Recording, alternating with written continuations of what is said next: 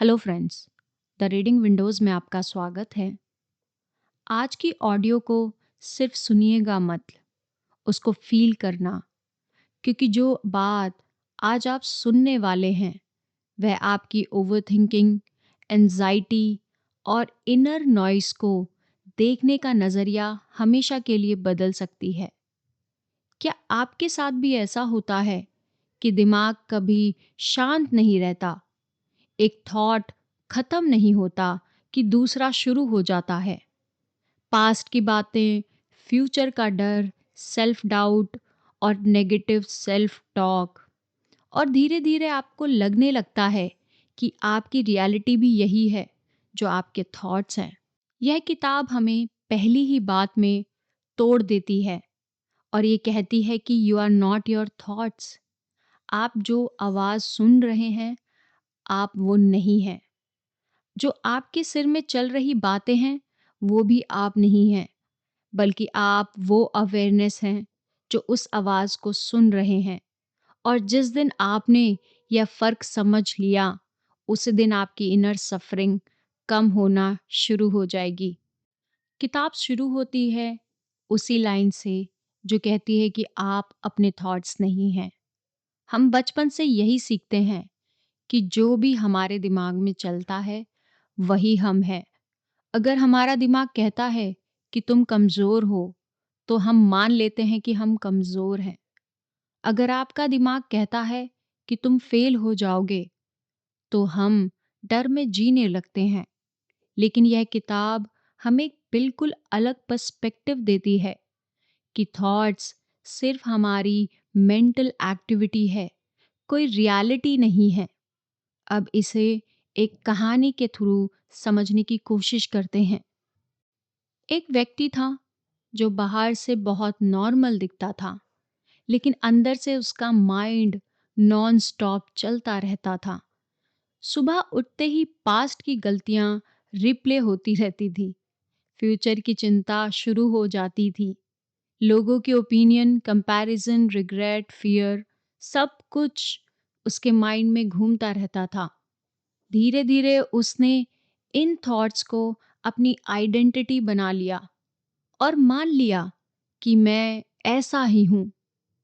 और यहीं से सफरिंग शुरू होती है। बुक का सबसे पावरफुल कॉन्सेप्ट यही है कि थॉट्स और थिंकर्स एक नहीं होते। अगर आप किसी थॉट को नोटिस कर सकते हैं, तो आप वह थॉट नहीं हो सकते। अगर वह अवेयरनेस है जो थॉट को देख रही है, यही रियलाइजेशन फ्रीडम की शुरुआत है। किताब आगे साफ कहती है कि सफरिंग थॉट्स की वजह से नहीं, बल्कि थॉट्स के साथ आइडेंटिफिकेशन की वजह से होती है। यानी अगर आपके दिमाग में थॉट आ रहा है कि मैं एक अच्छा व्यक्ति नहीं हूँ, तो वो थॉट गलत नहीं है, बट आप उसको फील कर रहे हो, आप उसको अपनी रियलिटी मान रहे हो, वो गलत है। इसीलिए किताब साफ कहती है कि सफरिंग थॉट्स की वजह से नहीं, बल्कि थॉट के साथ आइडेंटिटी की वजह से होती है। जब आप हर थॉट को सच मान लेते हैं, तब एंजाइटी शुरू होती है, इमोशंस अनकंट्रोल हो जाते हैं और लाइफ हैवी लगने लगती है।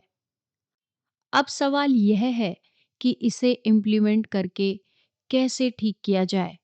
किताब बताती है कि इसको सीखने के लिए हमें पहला स्टेप लेना होगा, जो है अवेयरनेस ट्रेनिंग। दिन में कई बार अपने आप से पूछिए कि अभी मेरे माइंड में क्या चल रहा है। जब भी कोई नेगेटिव या फियरफुल थॉट आए, तो उसे लड़िए मत और ना ही उसे सही गलत साबित करने की कोशिश करें, बल्कि उसे ऑब्जर्व करें और मन में कहिए कि यह सिर्फ एक थॉट है, ये मैं नहीं हूँ। यह सिंपल लेबलिंग थॉट्स की पावर को 50% तक तभी कम कर देगी। आगे किताब बताती है कि हमें डिटैचमेंट प्रैक्टिस, थॉट्स को क्लाउड की तरह देखने की हैबिट बनानी पड़ेगी और हमें चलते रहना है।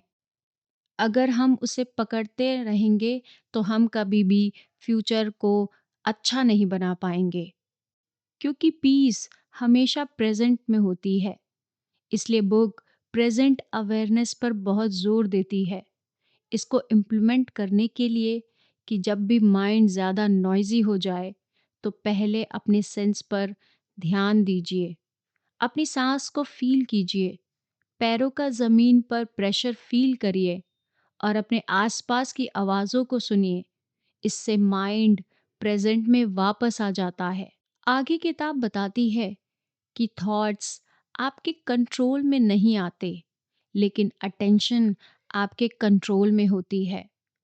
माइंड में जो भी सोच रहे हो वह आपकी आदत है, लेकिन आप किस थॉट को एनर्जी देते हैं यह आपकी चॉइस होती है। इससे बचने के लिए आप consciously attention breath, body sensation या किसी सिंपल एक्टिविटी जैसे वॉक या ईटिंग पर शिफ्ट कर सकते हैं। आगे किताब बताती है कि जो हमारे थॉट्स आते हैं, हमें उनसे कभी अटैच नहीं होना चाहिए, क्योंकि वो एक नेगेटिव थॉट होता है और नेगेटिव थॉट एक किराएदार की तरह होना चाहिए, ना कि एक परमानेंट रेजिडेंट की तरह। इसलिए उसको जल्दी से अपने दिमाग से निकालिए, क्योंकि आपके थॉट्स इमोशंस पैदा करते हैं और इमोशंस थॉट्स को फ्यूल देते हैं। और इस साइकिल को तोड़ने का तरीका है आपको अपनी बॉडी में अवेयरनेस लानी होगी। जब भी कोई स्ट्रॉन्ग इमोशन आए तो उसे माइंड से एनालाइज करने के बजाय बॉडी में फील करिए कि आपको कहीं चेस्ट टाइटनेस हो रही है, स्टमक हैवीनेस या ब्रीथ के पैटर्न में कोई चेंजेस आ रहा है। इसे इमोशन नेचुरली डिसॉल्व होने लगता है। किताब यह भी सिखाती है कि इनर पीस कोई फ्यूचर अचीवमेंट नहीं है, बल्कि प्रेजेंट अवेयरनेस का बाय प्रोडक्ट है। अगर आप परफेक्ट बनने के बाद शांत नहीं होंगे, लेकिन शांत होने से क्लैरिटी आएगी। डेली इम्प्लीमेंटेशन के लिए बुक सजेस्ट करती है कि हर दिन कुछ समय साइलेंस में बैठें, बिना गोल, बिना मेडिटेशन टेक्निक के। बस थॉट्स को आते जाते देखें और यह प्रैक्टिस आपको धीरे धीरे थॉट से अलग करना सिखा देगी। एक और पावरफुल प्रैक्टिस है जर्नलिंग, बट उसको हमें विदाउट जजमेंट करना होगा। इसे एनालाइज मत कीजिए, इससे माइंड हल्का होता है। धीरे धीरे आपको यह समझ आने लगता है कि थॉट्स रिपीट होते हैं, वही पैटर्न्स आते हैं और जाते हैं, लेकिन आप परमानेंट एंड कांस्टेंट होते हैं। और यही रियलाइजेशन इनर स्टेबिलिटी लाती है। आगे किताब बताती है कि आप ब्रोकन नहीं हैं। आपके जो प्रॉब्लम थॉट्स को जो सच माना है वो ब्रोकन है। इसीलिए हर थॉट को सीरियसली लेना बंद करना होगा और उसी दिन आपकी लाइफ हाफ सॉल्व और हल्की हो जाएगी, क्योंकि धीरे धीरे एंजाइटी लूज होने लगेगी, रिएक्शन कम हो जाएंगे और डिसीजन क्लियर होने लगेंगे। और फाइनल ट्रूथ यही है कि आप अपने माइंड नहीं हैं, बल्कि वह अवेयरनेस है जो माइंड को देख रही है। और जिस दिन यह अवेयरनेस स्टेबल हो जाती है, उस दिन माइंड आपका एनिमी नहीं बल्कि एक टूल बन जाता है। इस ऑडियो बुक को ख़त्म करने से पहले एक आखिरी बात अपने अंदर उतार लीजिए।